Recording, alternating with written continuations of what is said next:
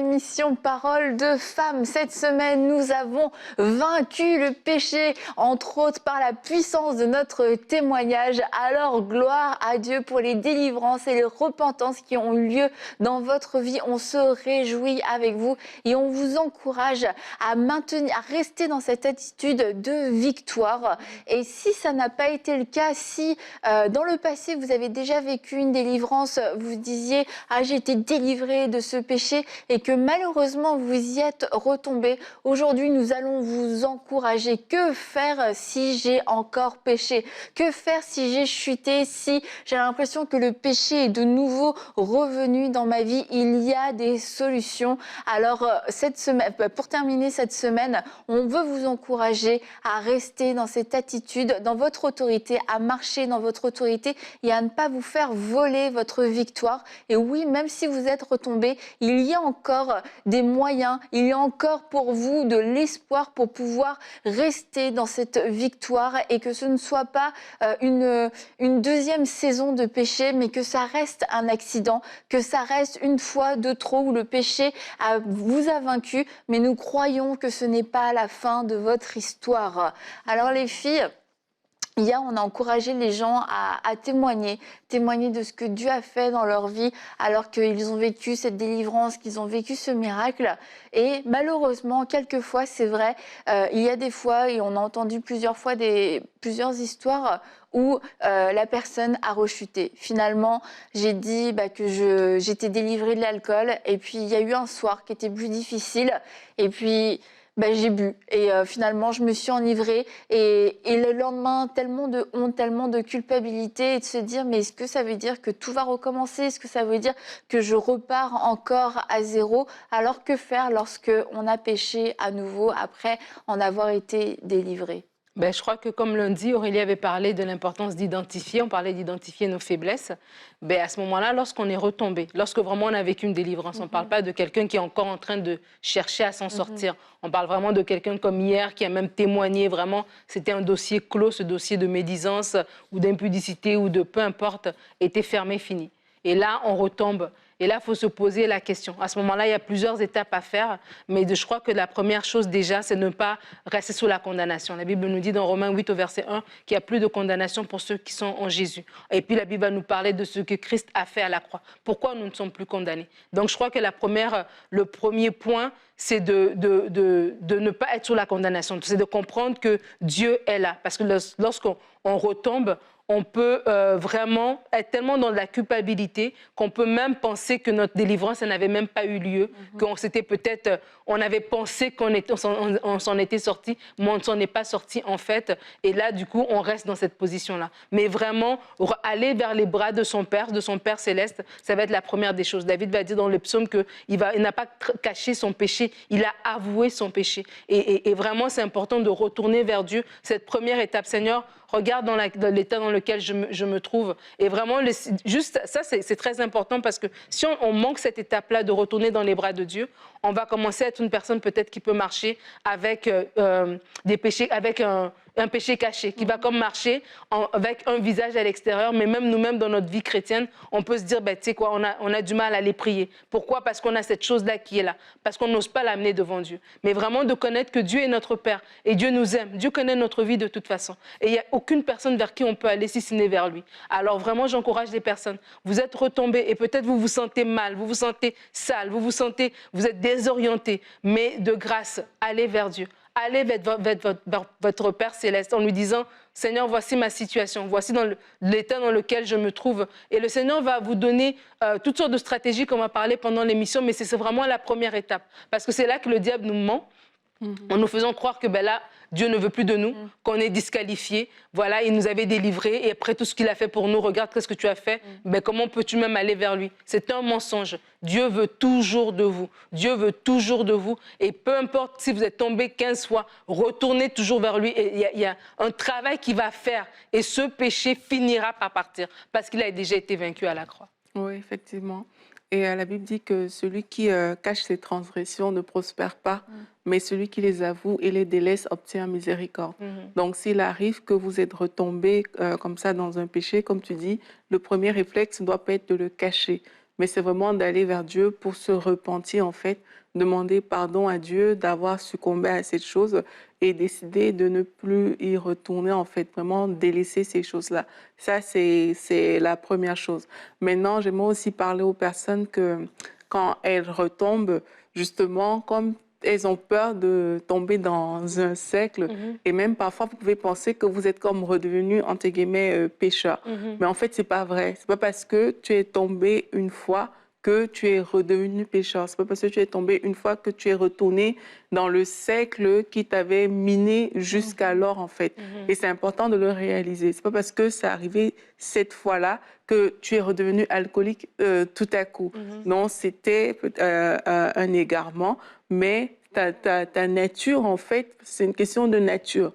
Et avec Dieu, c'est de ça qu'il s'agit, c'est que quand tu as accepté Jésus-Christ, cette nature, en fait, ta nature a changé. Tu es devenu une nouvelle création. Et dans cette nature-là, Dieu t'a donné la capacité de résister au péché. Maintenant, si ça arrive que tu tombes, ta nature n'a pas changé. Ta nature de Christ est restée pareille.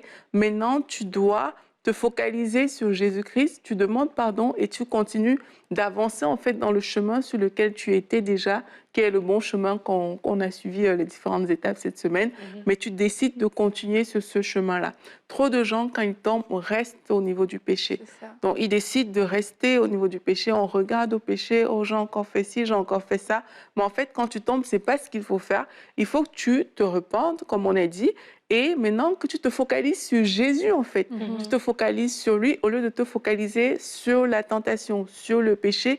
Tu commences à regarder à lui, que lui, il déteigne sur toi. Tu te focalises sur lui, tu peux retourner dans la parole, regarder encore ces choses-là. OK, reméditer encore sur ce sujet. Le but est que tu te remplisses de la parole à propos de ces choses. Tu peux évaluer les conséquences positives du fait que l'acte contraire, on va appeler ça comme ça, aura dans ta vie, le fait de ne pas tomber dans ce péché-là, qu'est-ce que ça aura? Tu peux évaluer ces choses-là à la lumière de la parole de Dieu et c'est ça que tu vas garder dans ton cœur. Mais si tu gardes juste dans ton cœur, je suis encore tombée, ah mais je suis revenue. En fait, tu es en train de descendre plus bas, mais c'est important de ne pas rester là et de se repentir et de penser, de méditer vraiment la bonté de Dieu et les choses positives par rapport à l'action contraire. Oui, parce que quand tu dis qu'on peut rester focalisé sur le péché et focalisé sur ce qui a été fait, ça c'est vraiment une erreur qu'on peut souvent faire, même en général dans notre vie chrétienne. Et quand tu parles d'identité, c'est de revenir à cette identité. Mais qui je suis en Christ? En Christ, je suis saint, je suis pur. Et est-ce qu'une personne sainte pêche? Non, et en fait, c'est de prendre la chose de l'autre côté. C'est pas parce que c'est mon identité qui va déterminer ce que je fais, et c'est pas ce que je fais qui va déterminer mon identité. Du coup, plutôt que de se focaliser de déterminer mon identité avec mes actions bonnes ou mauvaises, c'est comme ça aussi qu'on peut s'illusionner pour le salut, croire que bah oui, moi tout va bien, j'ai une belle vie, et c'est comme ça aussi qu'on peut se faire voler notre identité en Christ en se disant bah non, tu vois, je suis pas encore parfait, etc. Mais je me concentre sur qui je suis et parce que je suis une femme sainte, non, je n'irai pas coucher à droite à gauche parce que je suis la fille du roi des rois. Non, je ne vais pas aller me souiller avec de la pornographie ou de la masturbation. Mais ces actions, ces bonnes actions, l'obéissance va découler de ma révélation de mon identité. Et si constamment je me focalise sur ce qu'il ne faut pas faire, et forcément je vais tout le temps être attirée par ça parce que c'est comme la loi qui réveille le péché, qui réveille la chair pour dire « Ah, t'as pas le droit, t'as pas le droit ». Mais quand je sais qui je suis, mais en fait, j'ai des standards qui vont aussi avec mon identité. Parce que je suis la fille du roi des rois, j'ai pas besoin de m'abaisser au péché. J'ai l'autorité de pouvoir dire non. J'ai cette capacité surnaturelle de pouvoir dire non, ça ne fait plus partie de ma vie, ça ne m'appartient plus. Je n'ai plus envie de le faire. Et c'est pour ça, ce point, Aurélie, je pense qu'il est vraiment capital parce qu'on peut tellement se concentrer sur le péché et passer à côté de la personne même de Jésus-Christ et du coup de notre identité en lui que il n'y a pas de solution en fait dans le péché. On ne trouvera pas de délivrance dans le péché en regardant le péché, en l'examinant à droite et à gauche, etc. Ah bah voilà, c'est comme ça qu'il faut traiter le péché. La manière de traiter le péché, c'est en se tournant pleinement vers Jésus-Christ et en s'immergeant dans sa présence. Amen. Et c'est pour ça que c'est important d'aussi méditer la parole, justement, lorsqu'on a été délivré. On a parlé lundi ou mardi l'importance de connaître nos chemins. Et donc, du coup, on savait, bon, voici, c'est ça mes points faibles, etc. On les a confessés, on a été délivrés. Et maintenant on marche dans cette délivrance, vraiment, c'est important de ne pas se fier sur nos propres forces, de ne pas s'appuyer sur nos lauriers en se disant, bon, j'ai été délivré, c'est bon, c'est fini. Et de ne pas non plus se fier sur nos propres forces, de continuer à méditer cette parole parce que cette parole aussi va nous transformer, cette parole va nous remplir parce que les occasions vont se présenter et ces occasions, on ne va plus tomber dedans. Pourquoi? Parce qu'il y a quelque chose qui est venu remplir, qui est venu changer la mentalité qu'on avait avant. La mentalité avant qui ne comprenait pas ce que Christ avait fait à la croix, bon là, maintenant, aujourd'hui. Donc vraiment, c'est important pour dire que même aussi quand on grandit dans la parole, parce que des fois, au début de notre vie chrétienne, on va peut-être voir des péchés comme ça, j'ai envie de dire majeurs, voilà, des péchés que voilà, tout le monde connaît, qui sautent un peu à l'œil nu. Mais à un moment donné, Aurélie a parlé que péché, c'est manquer le but. Ben, à un moment donné, lorsqu'on vit justement avec cette parole, ben, d'autres choses aussi, des subtilités aussi que le Seigneur nous amène, parce qu'il y a une œuvre de sanctification qui continue en fait.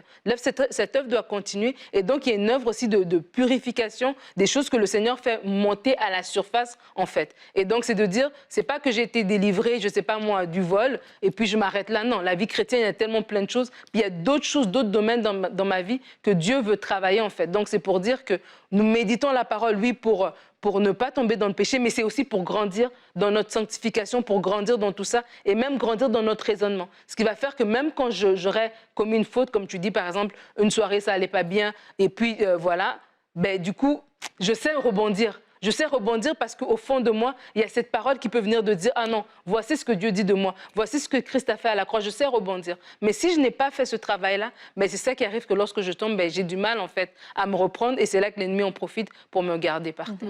Et aussi, moi, j'aimerais encourager les gens aussi à en parler. Et je pense que c'est ça le plus dur parce que tu as témoigné et puis on a vu que, OK, voilà, tout va bien. Et maintenant, il faut revenir dire à une bonne personne, à une personne que tu es redevable, et une personne de confiance, il faut venir dire, OK, mais regarde, mais je suis encore tombée dans cette chose ici. Mais parler à ce moment-là, je pense que c'est l'une des choses les plus puissantes en fait qui existent parce que vu que tu as témoigné, Satan va vraiment vouloir te museler en fait. Il va vouloir que voilà, tu ne le dises pas, tu vas te condamner, mais comment ça peut encore m'arriver à moi, mais comment ceci, cela. Ça va rester beaucoup dans ta tête, mais je pense que quand on est à ce niveau-là, parler est très important. Ça va vraiment désarmer Satan. Et le fait d'exposer ça, déjà, il y a un fardeau qui va sortir de toi-même. La culpabilité, la condamnation qui aurait voulu germer à l'intérieur de toi pour parler à ta tête et tout, ces choses vont partir. Et parce que tu t'es confié à quelqu'un de confiance, les paroles de cette personne ça va t'apaiser, on va dire ça comme ça, et vous allez prier ensemble, et tu vas voir qu'il y a quelque chose qui va se passer en fait, où tu vas ressortir de là en paix. Tu vas pas ressortir de là chargé, tu vas pas ressortir de là condamné, mais tu vas ressortir de là en paix. Mais moi, je sais que c'est souvent, surtout qu'on a déjà témoigné, c'est trop dur de revenir dire « Ah, mais je suis encore tombée dans cette chose-là », mais c'est une clé pour beaucoup de personnes. C'est une clé de trouver quelqu'un de confiance, quelqu'un qui te regarde, qui est dans ton quotidien, quelqu'un qui te suit, quelqu'un qui te voit faire peut-être à l'église, quelqu'un qui te connaît comme ça. Tu trouves cette personne-là, tu parles avec cette personne et tu vas voir que rien que parce que tu as cette personne de confiance à tes côtés, ben, déjà, comme j'ai dit, le fardeau va s'enlever, mais il te sera encore plus difficile de retomber encore une prochaine fois. Et je crois que c'est vraiment un des alliés du péché, c'est l'orgueil. Qu'on soit aux prises avec le péché depuis qu'on n'ait jamais vécu encore de percée, et que cet orgueil de nous approcher de Dieu ou de nous approcher de quelqu'un de confiance pour pouvoir confesser ce péché, comme la Bible nous demande de le faire, c'est quelque chose qui va nous garder captifs, parce qu'on va vouloir se battre tout seul. Mais aussi, si on est retombé une fois, l'orgueil peut nous empêcher parce que, oui, on peut avoir honte, mais parce qu'on ne veut pas que les gens sachent, on ne veut pas écorcher notre beau témoignage. Et une autre chose aussi par rapport à l'orgueil et le péché, c'est que quelquefois, alors qu'on a été délivré d'un certain péché, d'une certaine façon de vivre, on peut devenir très dur, voire méprisant envers d'autres personnes qui passent par le même chemin, parce que c'est comme, on oublie finalement que c'est Dieu qui l'a fait pour nous. Oui, écoute, moi j'étais comme ça, franchement c'est n'importe quoi, c'est pas si difficile, etc. Mais la Bible nous met en garde, toi qui es debout, prends garde de ne pas tomber et de toujours se rappeler que c'est Dieu qui nous a délivrés et que si ça n'avait pas été lui qui l'avait fait, peut-être que je serais encore dans cet état-là, voire pire. Et beaucoup de gens ont été leur propre occasion de chute à cause de leur mépris ou à cause de leur jugement. Et la Bible dit qu'on soit consolé afin de nous-mêmes pouvoir consoler. Et qu'on soit pardonné afin de nous-mêmes aussi pouvoir pardonner. Et quelquefois, on est vraiment dur avec les gens qui ont vécu la même chose parce qu'au bout d'un certain temps, c'est comme on s'illusionne en croyant qu'on s'en est sorti par nos propres forces parce qu'on a été une bonne personne et que nous, on a été tellement bien spirituels, qu'on a tellement bien compris les principes de Dieu. Au final, c'est grâce à nous qu'on a été délivrés. Et si toi, tu vis dans ce péché-là, si toi, aujourd'hui, tu n'arrives pas à arrêter la pornographie, si toi, tu n'arrives pas à arrêter de mentir, c'est que vraiment, tu as un problème. Et je crois que quelquefois, on se piège dans notre orgueil et c'est, comme on dit en bon québécois, on s'enfarge et on trébuche parce que nos paroles sont devenues des occasions de chute. Alors vraiment, veillez sur votre cœur, veillez sur votre bouche. Et comme on l'a dit, si vous l'avez vécu, partagez votre témoignage, mais avec humilité et pas en vous élevant au-dessus des autres parce que vous êtes passé par là avant eux. C'était juste une question chronologique, mais c'était pas une question de supériorité, de spiritualité supérieure, pas du tout. Alors si c'est votre cas, vraiment veillez, prenez garde et faites attention à la manière dont vous parlez aussi de votre propre témoignage. Et j'aimerais aussi encourager les gens à veiller aux portes ouvertes en fait, à s'assurer qu'il n'y a pas des portes ouvertes dans leur vie.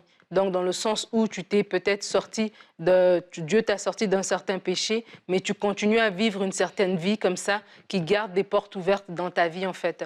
Et parce que, justement, tu t'es peut-être dit, comme tu parlais de l'orgueil, je peux jouer avec, je peux le garder dans mon cercle d'amitié. On parlait des relations. Tu as peut-être été en relation avec quelqu'un et tu as réussi à te libérer de cette relation-là, mais tu gardes la personne comme dans un périmètre comme ça, elle n'est pas trop loin. Parce que je gère.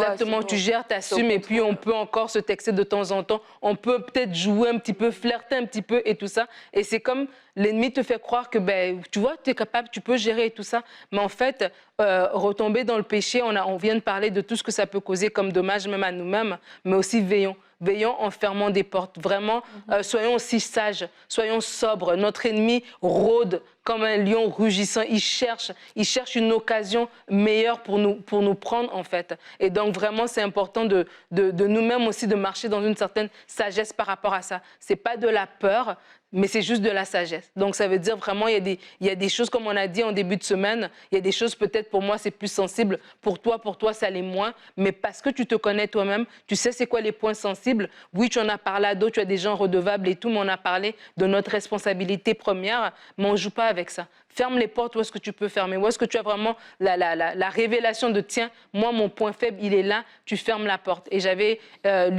écouté un témoignage d'une personne, un monsieur qui était dans la pornographie, il était tombé là-dedans quand il était adolescent. Et beaucoup plus tard, il s'est marié, mais il n'avait pas réussi à s'en sortir. Et du coup, ça a vraiment eu des ravages dans son mariage et tout. Et en fait, il disait, tu sais, des fois, tu t'en sors, mais parce que l'habitude, elle reste là, tu retombes, mais dans une habitude, parce que tu n'avais rien à faire. C'était par ennui que tu l'as fait. Ce n'était pas que tu étais retombé dedans, mais c'est comme si, parce que la porte, elle n'avait pas complètement été fermée, scellée. Et c'est pour ça qu'on parle de fermer la porte. Donc, peu importe le domaine dans lequel ça a été pris, on parle peut-être de la médisance, on en a parlé en début de semaine, ferme la porte. Ferme la porte en disant, je ne vais pas fréquenter des gens que je sais qui sont prompts à médire. Je ne vais peut-être pas avoir des longues conversations au téléphone. En tout cas, vaut mieux être plus sévère et avec soi-même, plus discipliné, plus rigide envers soi-même et fermer des portes que vraiment se retrouver où est-ce qu'on tombe plus bas qu'on... Ça me fait penser à un témoignage que j'avais lu d'une jeune femme qui était très engagée avec le Seigneur, engagée dans le ministère, etc. Puis elle a commencé à fréquenter un jeune homme et tu sais, c'était le couple parfait, un jeune chrétien engagé, etc. Le couple dont toute l'Église est fière. Et elle dit qu'ils étaient tellement sûrs d'eux au niveau de leur vie chrétienne, de leur couple, etc., qu'ils ont mis aucune protection. Parce que pour eux, c'était impensable d'avoir... Ils avaient décidé de ne pas avoir de relation sexuelle avant le mariage, mais ils n'ont rien mis en place parce que pour eux, c'était... Bah non, tu vois, nous, on est décidés, on sait que ça ne nous arrivera pas. Et elle expliquait dans son témoignage que parce qu'ils n'ont mis aucune protection, aucune barrière, ça leur est arrivé. Et elle dit ça a été tellement douloureux parce que... Ça a été doublement douloureux à cause du péché, mais de la déception, en fait, de se dire, on se croyait tellement intouchable et invincible. Et elle expliquait, en fait, que quelquefois, il y a des domaines de notre vie, on peut être tellement sûr de nous que ça ne nous arrivera jamais, qu'on peut être négligent et du coup, on peut manquer de sagesse. Et c'est pas parce que on a peur, etc. C'est comme dans un couple. Moi, j'ai confiance en Jérémy, il a confiance en moi, mais parce que on sait qu'il y a un ennemi, il y a des choses qu'on a mises en place et il y a des choses qu'on a mises en place qui peut-être aujourd'hui ne servent à rien, sont pas utiles aujourd'hui parce que il n'y a pas eu d'envahisseurs ou d'envahisseuses avec mais je crois que c'est sage que de mettre ces choses en place en prévention et parce que du coup on vit tranquillement entre guillemets dans le sens où on sait que ça c'est des barrières spirituelles qu'on a posées et on fait confiance au Seigneur pour les utiliser et pour nous-mêmes nous faire des rappels parce que quelquefois la vie avance puis t'oublies en fait tu vas au-delà de si t'as pas de barrière tu dépasses et puis t'oublies elle était où ta limite parce qu'il y a aucune trace nulle part si ce n'est un vague souvenir ou de bonnes intentions. Mais il y a des moments dans la vie, et là, vraiment, je parle aussi aux fiancés, où une trace, une barrière, un truc invisible, eh bien, on ne sait plus du tout où elle est et c'est dangereux parce que c'est comme ça qu'on se retrouve dans des situations compromettantes et je connais très peu, voire pas de couples qui ont eu des relations sexuelles avant le mariage et ils se sont dit c'est un accident, on ne veut plus le refaire, mais qui n'ont pas mis de barrière, qui n'ont pas rechuté après. Après, c'est devenu une deuxième fois, une troisième fois, une quatrième fois et puis finalement...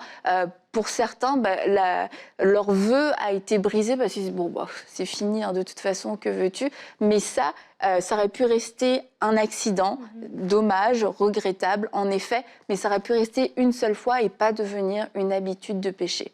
Je veux encourager aussi les gens à passer du temps dans la présence de Dieu. Parce que là, on parle de qu'est-ce qu'on fait quand on est retombé. Et c'est sûr que ce ne sera pas évident pour certaines personnes de demeurer dans la présence de Dieu, un peu comme tu disais, Nadine, au début.